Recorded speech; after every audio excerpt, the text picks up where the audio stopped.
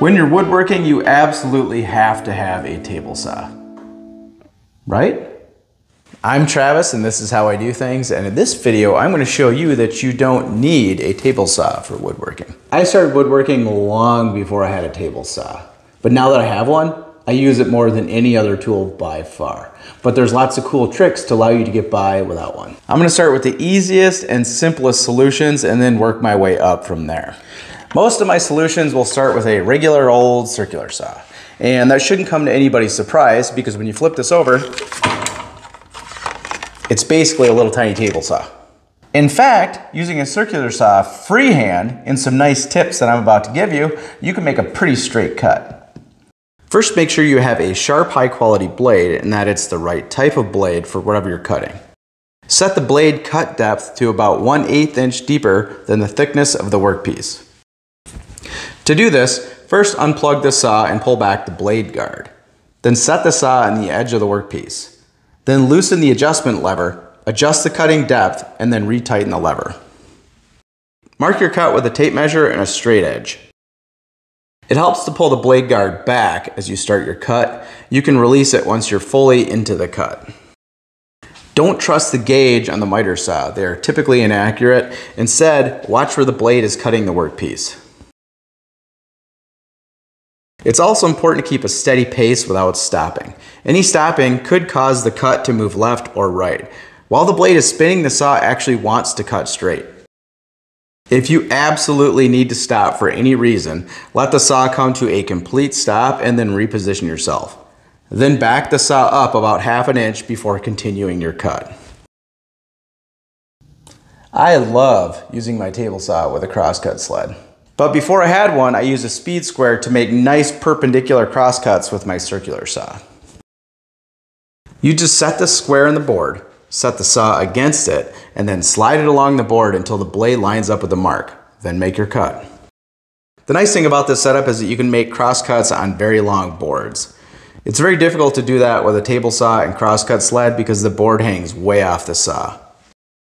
Obviously, you could also use a miter saw for these type of cuts. If you need to make a longer straight cut, find a known straight edge and clamp it to your workpiece as a guide.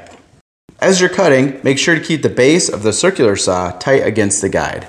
You should be able to make very straight, long cuts with this method. This is the Kreg Rip Cut.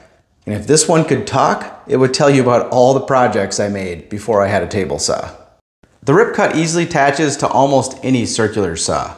Once it's attached to your saw, you make a test cut and then calibrate it by moving this little reference line. After setting it up, you can make pretty accurate, repeatable cuts. The only issue with this attachment is that it can drift at the very end of a cut. This is because the fence isn't long enough to properly support the saw near the end of the cut. I got around this by ripping all my materials down first, then cutting off the ends where the saw drifted on my miter saw, but that did lead to a lot of waste. I've used this thing to build many woodworking projects, and if you're interested in one, I put a link down below. You can also make a DIY track saw using a sheet of plywood and a circular saw. Use your circular saw to cut a 3-inch strip of plywood using one of the factory edges. This cut can be done freehand and doesn't need to be perfect. A factory edge is one of the edges that was cut at the plywood manufacturing facility, and it's usually very straight. You can tell it's a factory edge because it almost always has paint on it. Then cut a wider piece for the base of the saw to ride on. You don't need a factory edge for this piece.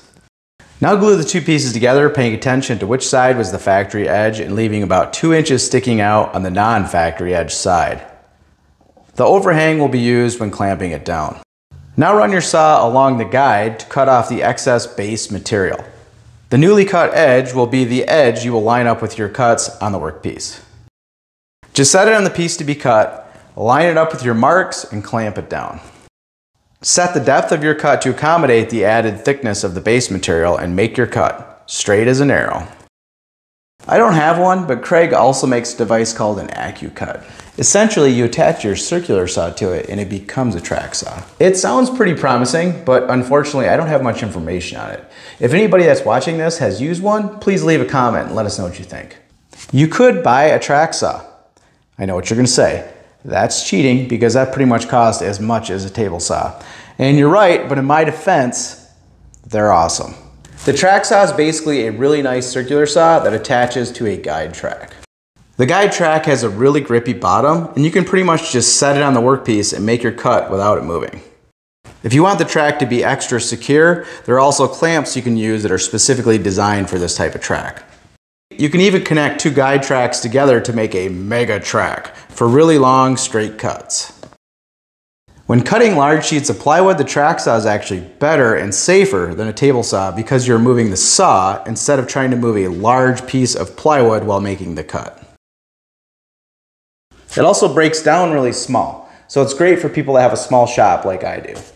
Well, that's all I have for you in this video. I hope you guys enjoyed it. And I hope you learned a few ways that you can get by without a table saw. If you did, please like and subscribe. And if at the end of this video you decide you still want a table saw, I totally get it. They are awesome. And I put a link to this one down below. And if I missed a method of woodworking without a table saw, please leave it in the comments. See you guys.